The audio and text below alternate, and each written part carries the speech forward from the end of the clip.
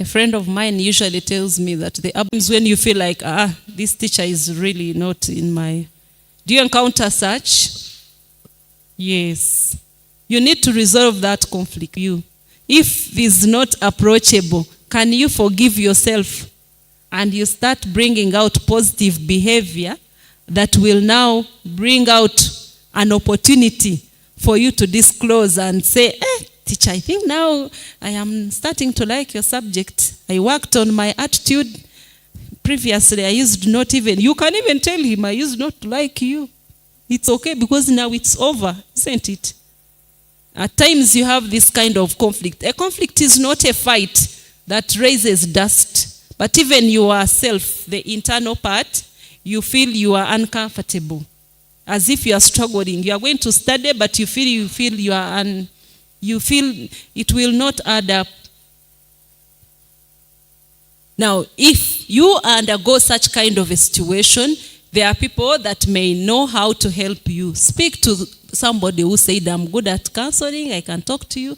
Talk to another teacher, talk to the matron, whom we expect that you may have those that you can confide in. You say, but for me, the subject of this teacher is a problem to me. I also don't like this and this.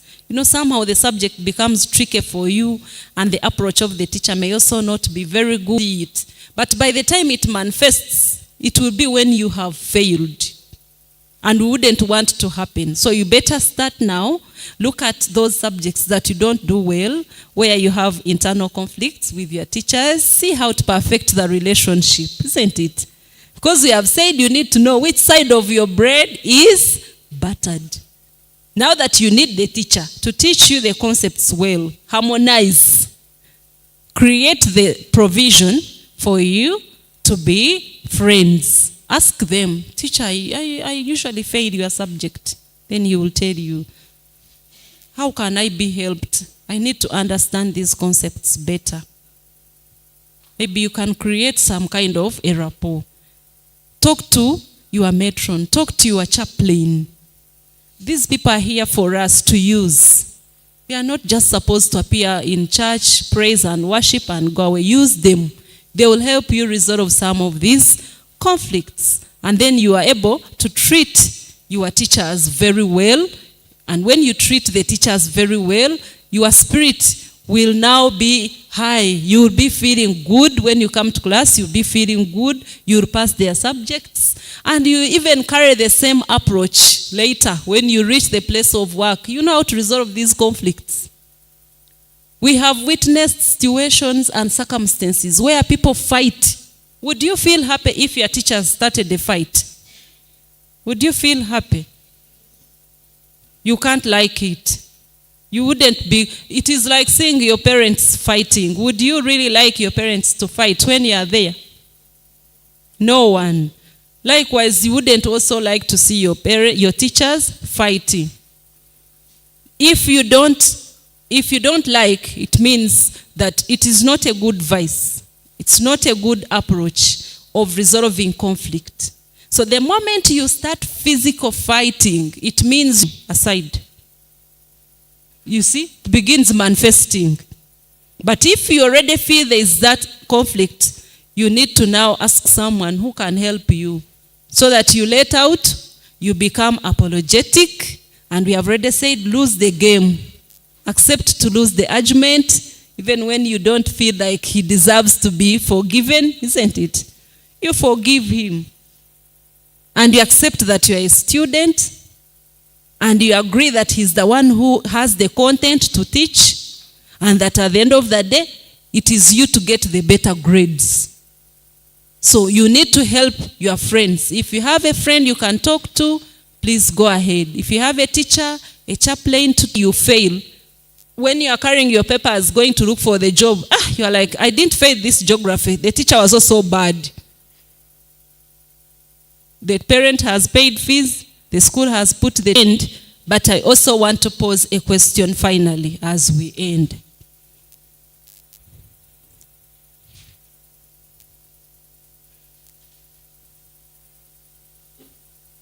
Who is going to answer?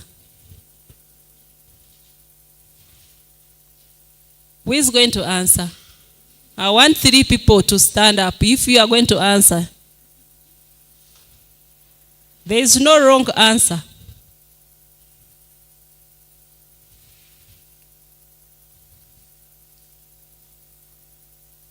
Somebody who has a mic. Someone there is standing. Another one, I want more too. Wow. One more.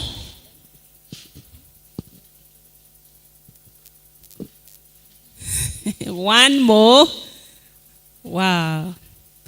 Session closed. Now I'm going to ask.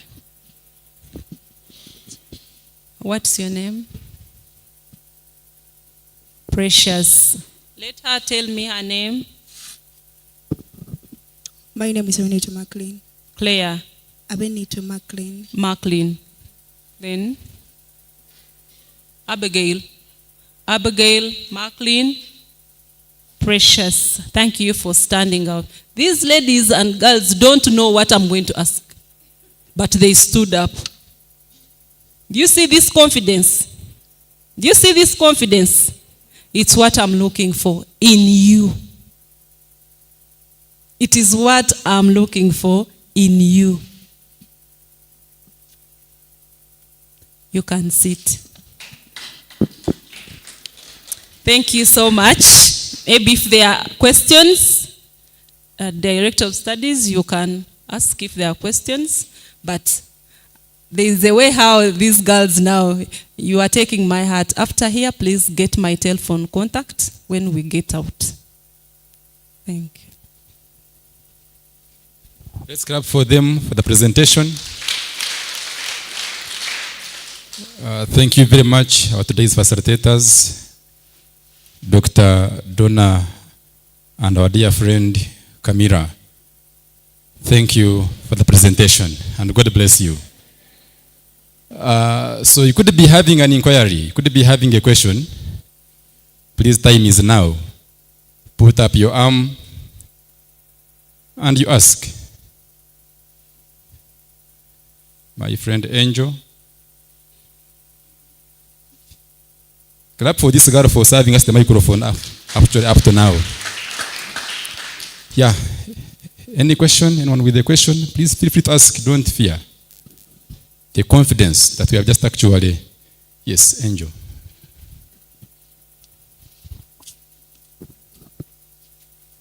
What can you do for a friend who undermines others? Oh, interesting question. One more or two more questions, and then she will answer. Yes, Angel, there is an arm there. What can you do for a friend who ignores you most times? Oh, interesting questions. Interesting questions.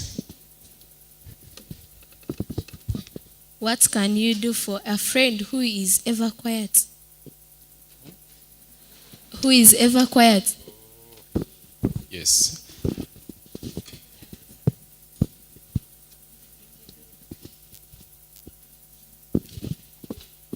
What can you do for a friend? You've always told them what they are supposed to do. You've tried your level best, but they can't change. Wonderful. Yes, the last one.